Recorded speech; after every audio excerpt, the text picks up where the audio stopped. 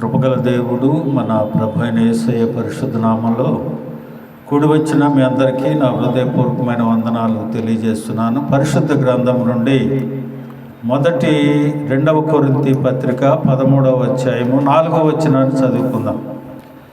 2 కొరింథీ పత్రిక 13వ అధ్యాయము 4వ వచనం. బలహీనతను బట్టి ఆయన సిలువ వేయబడెను గాని దేవుని శక్తిని బట్టి జీవించుచున్నాడు. మేమును ఆయన యందుండి బలహీనులమై ఉన్నాము గాని మీ ఎడల దేవుని శక్తిని బట్టి ఆయనతో కూడా జీవము గలవారము. ప్రార్థన చేసుకుందాం. ప్రభువా నీ వందనాలు. ఈ రాత్రికాల సమయం ఆయన నీ కృపలో మమ్మలను సమకూర్చి ఈ రీతిగా నేను స్తుతించి మహింపరిచి గణపరిచే భాగ్యాన్ని మీరు మాకు అనుగ్రహించిన విధానానికై స్తోత్రాలు. ఈ చదవబడిన లేఖన భాగం నీ బిడ్డలకు వివరించే జ్ఞానం నాకు లేదు. నీ సిలువ చాటు నన్ను మరుగుపరిచి నీ మాటలు మాకు వినిపించి నీ లేఖనానుసారంగా జీవించే కృప మాకు అనుగ్రహించి మహింపొందమని మా ప్రభు అయిన యేసయ్య పరిశుద్ధ నామంలో అడిగి వేడుకొనుచు ప్రార్థిస్తున్నాను మా పరమ తండ్రి, ఆమేన్. ప్రియమైన దేవుని బిడ్డలారా, చాలా జాగ్రత్తగా దేవుని వాక్యాన్ని వినవలసిందిగా ప్రభు పేట మనవి చేస్తూ ఉన్నాం. చాలా ప్రాముఖ్యమైన విషయం. కొరింథీ సంఘానికి రాస్తూ అపోస్తుడైన పౌలు ఆయన ఎందుకు సిలువేయబడ్డాడో స్పష్టంగా రాశారు. బలహీనతను బట్టి ఆయన సిలువేయబడ్డాడంటే ఏంటి? ఆయన బలహీనత దేవుని శక్తిని బట్టి జీవించుతున్నాడు. బలహీనతను బట్టి సిలువేయబడ్డాడు. దేవుని శక్తిని బట్టి జీవించుతున్నాడు. మేమును ఆయన యందుండి బలహీనులమై ఉన్నాము కానీ. చూడండి, చాలా మర్మయుక్తమైన మాట చెప్పాడు. ఆయన బలహీనుడై సిలువేయబడ్డాడు. మేమును ఆయన యందుండి బలహీనులమై ఉన్నాము కానీ మీ ఎడల దేవుని శక్తిని బట్టి ఆయనతో కూడా జీవించువారము. ప్రియమైన దేవుని బిడ్డలారా, ఆయన బలహీనత ఏంటి? మనము తన పోలికలో తన రూపులో తన కుమారునిగా మనల్ని సృష్టించుకున్నాడు. మనము నశించిపోయి నరకానికి వెళ్ళటం ఆయన ఇష్టం లేదు కనుక దేవుడై ఉన్న శరీరధారిగా ఈ లోకానికి వచ్చాడు. ఈ పాప శరీరాకారాన్ని ధరించుకున్నాడు. ఎందుకోసం? ఆయన బలహీనత మనల్ని రక్షించాలి కనుకనే ఆయన ఈ లోకానికి వచ్చి బలహీనతను బట్టి సిలువేయబడి దేవుని శక్తిని బట్టి జీవించున్నాడు. అలాగనే మేము కూడా ఆయన బలహీనతను బట్టి ఏమంటున్నాడు? బలహీనములై ఉన్నాము కానీ మీ ఎడల దేవుని శక్తిని బట్టి ఆయనతో కూడా జీవించువారము. బలహీనత, జీవము, దేవుని శక్తి. అలాగనే యేసు ప్రభు వారు ఎవరి కోసం సిలువేయబడ్డాడు? చెప్పండి ఒకసారి. యేసు ప్రభు ఎవరి కోసం సిలువేయబడ్డాడు? ఎవరి కోసం? చూడండి, రోమాపత్రిక 5:6 చదవండి. చాలా విషయాలు తెలుసుకోవాలి. ఎవరైనా మిమ్మల్ని అడిగినప్పుడు ఎందుకు మీరు ఈ ఆచారాలన్నీ చేస్తూ ఉన్నారు, ఎందుకు ఆయన సిలువేయబడ్డాడు, ఎందుకు దేవుడై ఉండి లోకానికి వచ్చాడు, మాటతో సర్వాన్ని సృష్టించిన దేవుడు ఒక్క మాట చెప్తే చాలు కదా, మరి ఇవన్నీ ఎందుకు చేయాల్సి వచ్చిందని నిన్ను అడిగితే నువ్వేం సమాధానం చెప్తావు? చూడండి, రోమాపత్రిక 5:6. ఏలయనగా మనం ఇంకా బలహీనులమై ఉండగా క్రీస్తు యుక్త కాలమున ఎవరి కొరకు? భక్తిహీనుల కొరకు ఏమయ్యాడైనా? చనిపోయాడు. స్తోత్రం చెప్పండి, హల్లెలూయా. భక్తిహీనుల కొరకు, భక్తి పరుల కొరకు కాదు, అక్కడ భక్తిహీనుల కొరకు చనిపోయాడు. భక్తిహీనుల కొరకు చనిపోయాడు ఆయన. భక్తిహీనుల కొరకే, భక్తి పరుల కొరకు కాదు. దేవుని యందు భయభక్తులు కలిగిన వారి కొరకు కాదు. ఎందుచేతనంటే వారు ఆయన సిలువ రక్తము చేత కడగబడి పరిశుద్ధపరచబడ్డారు. ఈ ఆయన కార్చిన రక్తము భక్తిహీనులను ఆ భక్తిహీనత నుండి విమోచింపబడి నరకం నుంచి తప్పించాలి అని అంటే యేసయ్య రక్తంలో కడగబడాలాడు. కనుకనే భక్తిహీనుల కొరకు ఆయన చనిపోయాడు. హల్లెలూయా. ప్రియమైన దేవుని బిడ్డలారా, ఏమిటి మన బలహీనత? మన బలహీనతను బట్టి ఆయన చనిపోయాడు. ఆయన బలహీనతను బట్టి అంటున్నారుగా. మనుషుల్లో ఉన్న బలహీనతలు ఏంటి? కొన్ని విషయాలు చెప్పి నేను దేవుని వాక్యాన్ని ముగిస్తాను. మొట్టమొదటిగా మనుషుల్లో ఉన్న బలహీనత విశ్వాసం. విశ్వాసములో మనిషి బలహీనుడు అవుతూ ఉన్నాడు. చూడండి, రోమాపత్రిక 14వ అధ్యాయం 1వ వచనం.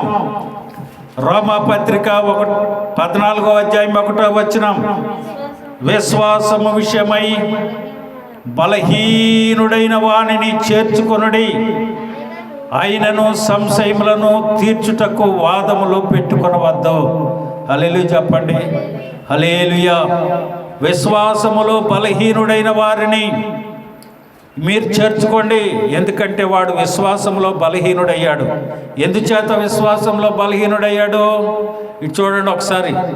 దేవుని నమ్ముకునేటప్పుడు ఆయన యేసయ్య, మేము బాప్తిస్మం ఇచ్చేటప్పుడు అడుగుతాం, యేసు ప్రభువే దేవుడని, ఆయనే రక్షకుడని, నీ పాపాల కొరకు ఆయన మానవ రూపిగా వచ్చాడని, ఈ నమ్మి బాప్తిస్మం పొందినవాడు రక్షించబడతాడని, ఆయన రక్తంలో కడగబడతాడని, ఆయన ఒక మాదిరిని చూపించాడని, ఆయన వెంబడిస్తావా, ఇక లోకంలో ఆయన తప్ప వేరే దేవుడిని సేవించొద్దాడు, అన్ని తీర్మానాలు చేస్తారు అక్కడ. ఎవడన్నా వచ్చి అదిగో ఆ కొండకెళ్తే గుండు కొట్టించుకుని పని జరుగుద్దంటే ఈ విశ్వాసాన్ని వదిలేసి అక్కడికి వెళ్ళిపోతాడు. ఏమైపోయింది ఈ విశ్వాసం? బలహీనమైపోయింది. అందుకని నువ్వు ఎత్తి చూపొద్దాన్ని. ఎందుకంటే వాడు బలహీనుడయ్యాడు. కాబట్టి వాడిని చేర్చుకొని వాదాలు పెట్టుకోవద్దు. అమ్మా, దేవుడు ఒక్కడే, దేవునికి నరుడికి మధ్యవర్తి ఒక్కడే, ఆయన యేసుక్రీస్తు అనే నరుడు. కనుక మనం యేసుక్రీస్తుని తప్ప వేరే వారిని ఆరాధించకూడదు, కొలవకూడదు, మొక్కకూడదు అని మనం చెప్పి వారిని వాక్యములో నడిపించాలి. కానీ వారితో తర్క వితర్కాలు పెట్టుకోకూడదు, వారితో డిస్కషన్లు చేయకూడదు, వారి అవిశ్వాసాన్ని అభివృద్ధి పరచకూడదు. ఎందుకంటే విశ్వాసుల కంటే అవిశ్వాసులే ఎక్కువ ప్రోత్సాహపడతారు. వాళ్ళు చెప్పే మాటలు వినసొంపుగా ఉంటాయి, నిజమే అనిపిస్తాయి, అవి నమ్మశక్యంగా ఉంటాయి. కానీ మనం చెప్పే వారు నమ్మరు. ఎందుకని? వారు చెప్పే తీగా ఉంటాయి. ఎప్పుడు సత్యం ఎప్పుడు చేదుగానే ఉంటుంది, నిజం ఎప్పుడు చేదుగానే ఉంటుంది, అసత్యం ఎప్పుడు తీయగా ఉంటుంది. కనుక అసత్యాన్ని నమ్మరు. అందుకని దేవుని వాక్యం అంటా ఉంది, వారు విశ్వాసంలో బలహీనులయ్యారు కదా, వారిని చేర్చుకొని వాక్యములో బలపరచు, వారితో తర్క వితర్కాలను చేయవద్దు. విశ్వాసంలో ఏ రీతిగా బలహీనులవుతారు? దేవుడు అన్నాడు, చూడండి, దేవుడు ఏమన్నాడు, యేసయ్య ఏమన్నాడు, ఎక్కడ 2-3 కూడిన నామాన్ని స్తుతిస్తే అక్కడ నేను ఉంటానని చెప్పాడు. ఇశ్రాయేలు స్తోత్రం మీద ఆసీనుడై ఉంటానని చెప్పాడు. ఎక్కడెక్కడో ఉంటానని చెప్పలా, ఎవరెవరో దగ్గర ఉంటానని చెప్పలా, ఏ భక్తిపరుడి దగ్గర ఉంటానని చెప్పలా. అందరూ దేహాలను విడిచిపెట్టి, ఎంత భక్తిపరుడైనా ఎంత ఇది కలిగిన వాడైనా ఈ దేహాన్ని విడిచిపెట్టి వెళ్ళాల్సిందే. వారిని ఆరాధించడానికి లేదు, కొలవటానికి లేదు, దేనివి చేయటానికి లేదు. విశ్వాసమందు బలహీనతను కలుగు చేసే చాలా విధాలుగా ఉన్నాయి. కనుక మొట్టమొదటిగా అంటున్నాడు, నీ బలహీనతను బట్టేగా నేను సిలువేయబడ్డా, నువ్వు ఎందుకు అవిశ్వాసిగా ఉంటా ఉన్నావు? కనుక ప్రియమైన దేవుని బిడ్డలారా, విశ్వాసులో బలహీనతలు కలిగి ఉండకూడదు. మీ కొరకే ఆయన, మన కొరకే ఆయన సిలువేయబడ్డాడు. మొదటిగా విశ్వాసములో బలహీనులు. రెండవ వారు చూడండి, తినుటలో. రోమాపత్రిక 14వ అధ్యాయం 2వ వచనం. రోమాపత్రిక 14వ అధ్యాయం 2వ వచనం. ఒకడు సమస్తమును తినవచ్చునని నమ్ముచున్నాడు, మరి ఒకడు బలహీనుడై ఉండి కూరగాయలనే తినుచున్నాడు. హల్లెలూయా చెప్పండి. హల్లెలూయా. ఇది చాలా ప్రాముఖ్యం. చాలామంది ఈ దినాలలో ఏం చేస్తాడు, మాల వేసుకుంటాడు, చెప్పులు ఇడిచేస్తాడు, తెల్ల బట్టలు వేసుకుంటాడు, గళ్ళకండ ఒకటి వేసుకుంటాడు. ఈ 40 రోజులు నా అంత పరిశుద్ధుడు లేడు అన్నట్టు తిరుగుతూ ఉంటాడు. 40వ రోజు ఎప్పుడైతే అయిపోద్దో అప్పుడు వీడు విశ్వరూపం చూపిస్తుంటాడు. నేను తిన్నాం, నాకు వద్దు, ఇది మాంసం, ఇది నీసు అంటాడు. వాడు బలహీనుడై ఉన్నాడు. తినుటలో ఏమి లేదు, తినకపోవటలో ఏమి లేదు. బలహీనుడు తినుటలో బలహీనత. నీ మనసులో నువ్వు అనుకున్నావు, కొనసాగించు, దాంట్లో తప్పులేదు. ఎదుటవాడిని నువ్వు కించపరచొద్దు.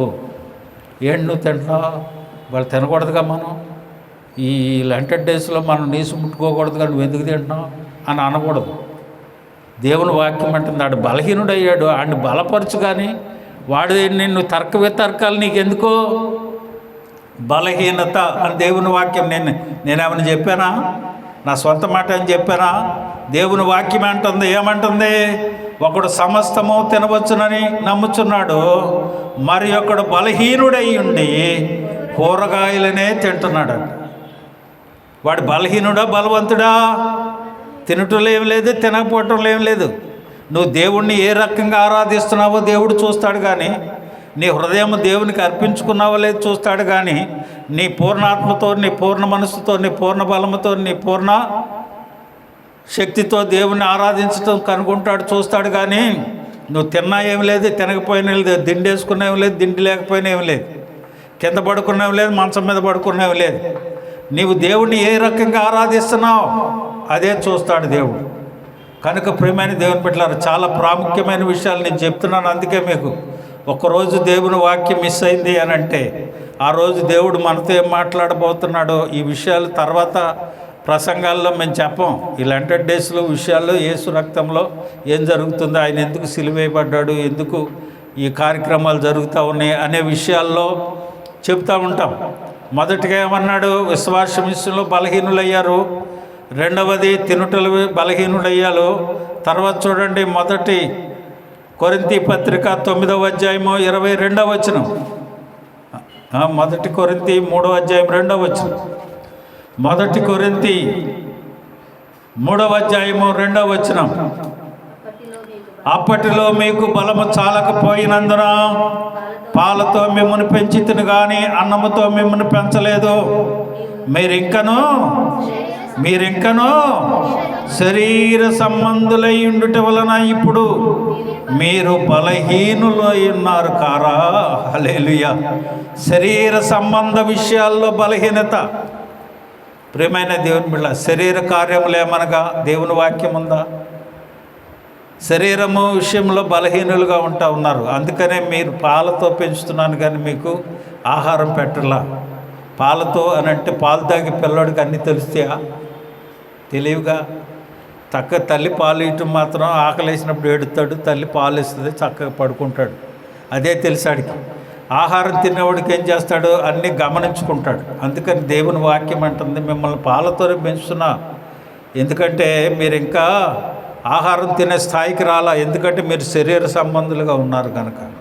ప్రియమైన దేవుని బిడ్డలారా, శరీర సంబంధ విషయాలలో బలహీనత, విశ్వాసంలో బలహీనత, తినుటలో బలహీనత, శరీర కార్యములలో బలహీనత. 4వది చూడండి. 4వది మొదటి కొరింథీ 9:22 బలహీనులను సంపాదించుకొనుటకు బలహీనులకు బలహీనుడనైతిని, ఏ విధము చేతనైనను కొందరిని రక్షింపవలెనని అందరికీ అన్ని విధముల వాడనై ఉన్నాను. హల్లెలూయా. ఇది చాలా ప్రాముఖ్యమైన సంగతి. బలహీనులను సంపాదించుకోవటానికి నేను బలహీనుడిగా కనపడ్డా. బలహీనుల్లోనే కలిసిపోలేదు. ఒక అవిశ్వాసి ఉన్నాడు. అవిశ్వాసిని నేను సంపాదించుకోవటానికి అవిశ్వాసులతో కలిసి ఉన్నాను, కానీ వారితో విజ్జోడుగా నేను ఉండలా. ఏ విధము చేతనైనా నేను ఆయన్ని సంపాదించుకోవాలి. కాకనే నేనేమంటున్నాడు ఆయన? మిమ్మను బలహీనులను సంపాదించుకున్నటకు బలహీనుడనైతిని, ఏ విధము చేతనైనను కొందరిని రక్షింపవలనని అందరినీ అన్ని విధముల వాడనై ఉన్నాను. నీవు ఏ విధము చేతనైనా వారిని రక్షించాలనుకున్నప్పుడు వారితో సహవసించి దేవుని వాక్యాన్ని వారికి బోధించి ఆ బలహీనత నుంచి విడుదల కలిగించడానికి నీవు కూడా బలహీనుడిగా కనిపించినట్టుండి వారిని రక్షించాలి. ప్రియమైన దేవుని బిడ్డలారా, ఈ రాత్రికాల సమయం దేవుని వాక్యాన్ని వింటున్న నీవు చాలా జాగ్రత్తగా ఉండాలి. నీవు బలహీనుడిగా కనపడతా ఉన్నావు. సపోజ్ ఫర్ ఎగ్జాంపుల్ మనమే ఉన్నాం, దేవుడు మన ఇంట్లో భర్త రక్షించబడాలి, భర్తకి అనుకూలంగా మనం ఉండాలి వద్దా? రక్షించబడ్డాను నేను, నీకు నాకు సంబంధం లేదంటే కుదరదుగా. దేవుని వాక్యం అంటుంది, భయంతో కూడిన మీ పవిత్ర ప్రవర్తనను బట్టి అతను రాబట్టుకో. నువ్వు చేసే పనుల్లో పవిత్రతను అతను గమనించుకోవాలి, నీ నడవడికను చూసుకోవాలి, నీ నడవడి వలన అతను రాబట్టుకోవచ్చు. కనుక ఏ విధము చేతనైనానో అతను రాబట్టుకోవాలి. నేను అతని బలహీనత నుంచి విడిపించాలంటే నేను కూడా బలహీనతలో ఉన్నానన్న విషయాన్ని, ఎందుకని బలహీనత?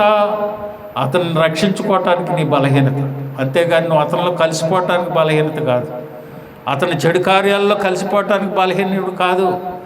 ఏ విధము చేతనైనా అతను రక్షించుకోవాలంటే నువ్వు కూడా బలహీనుడు అయి ఉన్నట్టుగా అతనిలో కలిసి అతను రక్షించుకునేటట్టుగా ఉండాలి. హల్లెలూయా. ప్రియమైన దేవుని బిడ్డలారా, ఈ రాత్రికాల సమయం దేవుడు సూటిగా తేటగా మనతో మాట్లాడే మాట, మన బలహీనతలను బట్టి ఆయన సిలువేయబడ్డాడు. బలహీనుల కొరకే సిలువేయబడ్డాడు, బలవంతుల కొరకు కాదు, రక్షించబడిన వారి కొరకు కాదు, రక్షణ పొందని వారి కొరకు ఆయన సిలువేయబడ్డాడు. నువ్వేం చేస్తున్నావు? బలహీనులను విడిచిపెట్టి నీతో కలిసి రక్షించబడిన వారిని, బలం కలిగిన వారిని, దేవుని రక్షణలో కొనసాగే వారి కోసమే నువ్వు వస్తున్నావు. మనకు చేయవలసింది అది కాదు. ఏ విధము చేతనైనాను వారిని రక్షించవాలని నేను అలాగుంటున్నాను. గుర్తుపెట్టుకోండి, దేవుని వాక్యాన్ని జాగ్రత్తగా వినండి. తర్వాత చూడండి 1 కొరింథీ పత్రిక 11:29-30. ప్రభు శరీరమని వివేచింపక తిని త్రాగువాడు తనకు శిక్షావిధి కలుగుటకే తిని తాగుచున్నాడు. ఇందువలన మీలో అనేకులు బలహీనులై ఉన్నారు, రోగులై ఉన్నారు, చాలామంది చచ్చిపోతున్నారు. ఏమండి, ఎందుకు బలహీనుడయ్యాడు? ఇక్కడ చెప్పబడుతున్న మాట ఏమిటంటే, ప్రభువు శరీరం అని వివేచింపక తిని తాగేవాడు బలహీనుడంట. అర్థమవుతుందా? రక్షించబడ్డాడు, రక్షణలో కొనసాగాడు, యేసు రక్తంలో నేను కడగబడ్డానని చెబుతున్నాడు. నేను నీతిమంతుని, శరీరంలో రక్తంలో పాలు పొందుతున్నాను, యేసు రక్తంలో పరిశుద్ధపరచబడ్డానని చెప్పుకుంటున్నాడే. కానీ ఇతని బలహీనత ఏంటంటే, ఆయన తీసుకునే ఆయన శరీరమును రక్తమును కాదు, ఇది ఒక రొట్టె, అది ఒక తయారు చేసిన వైన్, ద్రాక్షరసం అని అనుకుంటున్నాడు. అది ప్రభు శరీరం అని రక్తమని వివేచింపక, అంటే అది కాదు అనుకుని తాగేవాడు ఎవడో బలహీనుడు. గుర్తుపెట్టుకోండి, అదే జరుగుతూ ఉంది ఇప్పుడు. 90% క్రైస్తవులలో నామకార్థత బయలుదేరింది. చేసేవన్నీ చేసి నెలకో వారానికో ఎప్పుడుకో ఒకసారి వచ్చి ఆ బలలో పాల్గొని వెళ్ళిపోతుంటాడు, అంతే. వాడు బలహీనుడు. వాడు ఏమవుతాడంట? బలహీనుడు అవుతాడు, తర్వాత ఏమవుతాడు? రోగి అయిపోతాడు, తర్వాత చచ్చిపోతాడు. ఇంత కఠినంగా దేవుని వాక్యం చెప్పినా దాన్ని అనుసరించి నడవట్లా, ఎందుకంటే వాడు బలహీనుడు అయ్యాడు. వాళ్ళని రక్షించుకోవాలంటే నువ్వేం చేయాలి? బలహీనుడు నీ ఎదుట కనపడ్డప్పుడు నువ్వేం చేయాలి? అమ్మా, మనం యేసు రక్తంలో కడగబడ్డ పరిశుద్ధులం, నీతిమంతుని రక్తంలో కొనసాగుతున్నాం, పరిశుద్ధ బలలో మనం పాల్గొంటున్నాం. ఇది మనకు తగదు, ఇది మనం అలా చేయటానికి వీల్లేదని నీ యొక్క ప్రత్యక్షత, నువ్వు నువ్వు నడిచే విధానం వారు తెలుసుకొని వారు నీలో, దేవునిలో నడిచేటట్టుగా చూసుకోవాలి. హల్లెలూయా. తర్వాత చూడండి, 6వదిగా మనం చూస్తే 2 కొరింథీ పత్రిక 12:10. నేనెప్పుడు బలహీనుడను అప్పుడే బలవంతుడను గనక క్రీస్తు నిమిత్తము నాకు కలిగిన బలహీనతలలో, చూడండి ఇక్కడ చాలా ప్రాముఖ్యమైన విషయం రాశాడు. క్రీస్తు నిమిత్తము నీకు బలహీనతలు వస్తాయి. ఏంటంటే ఈ నిందలు, ఇబ్బందులు, హింసలు, ఉపద్రవాలు నేను సంతోషిస్తున్నా. హల్లెలూయా చెప్పండి. క్రీస్తు నిమిత్తం నీకేమొస్తాయంట?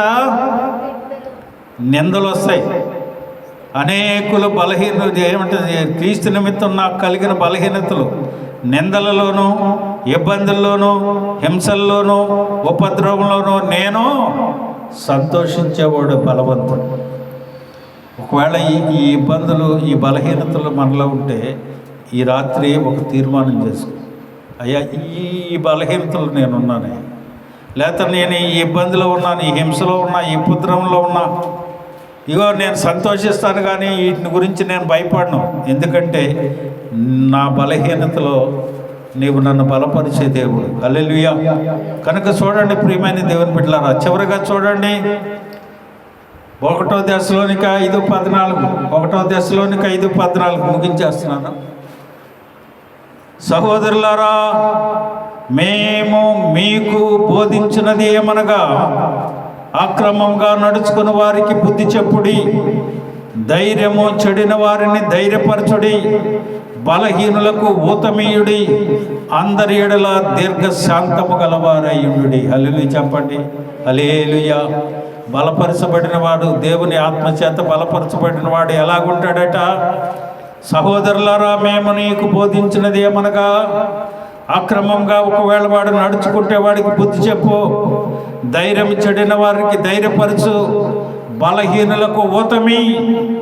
వాడు ఏ బలహీనతలో ఉన్నాడో, వాడు ఏ బలహీనతకు లోనయ్యాడో వాడిని బలపరచు, ఊతమి, ధైర్యపరచు. తర్వాత అంటున్నాడు, అందరి ఎడల దీర్ఘశాంతము గలవాడై ఉండండి. హల్లెలూయా. ప్రియమైన దేవుని బిడ్డలారా, ఈ రాత్రికాల సమయం దేవుడు మనతో మాట్లాడుతున్నాడు. ఏ బలహీనతలో నీవున్నావో, నీ కొరకే, బలహీనులైన వారి కొరకే యేసయ్య సిలువ వేయబడ్డాడన్న సంగతి నువ్వు తెలుసుకొని దీర్ఘశాంతం కలిగి అందరి ఎడల నువ్వు ఉంటే, దేవుడు అంటున్నాడు, నిన్ను నేను నిత్య జీవానికి అనుగ్రహిస్తా. బలహీనుల కొరకే నేను వచ్చా. నువ్వేంటి వాళ్ళని నిందిస్తావు? వాళ్ళు ప్రార్థన చేయి, వాళ్ళ కోసం వాళ్ళని చేర్చుకో. ఏ విధము చేతనైనా వాళ్ళు రక్షించబడాలి. వారి కోసం నేను చచ్చిపోయా, నీ కోసం కాదు. ఈ రాత్రి దేవుని వాక్యాన్ని విన్న నీవు ఎవరిని ఏ విధముగా నీవు నిందించడానికి వీల్లేదు.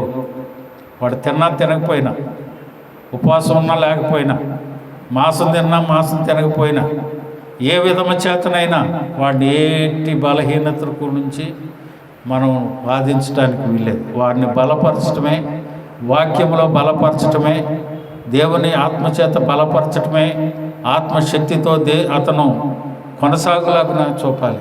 అందరి ఎడల దీర్ఘశాంతం గలవారై మనం ఉన్నట్లయితే దేవుడు ఆయన చేసిన త్యాగ ఫలితం మనం పొందుకుంటాం. హల్లెలూయా. అట్టి కృపా ప్రభు మనకు అనుగ్రహించును గాక.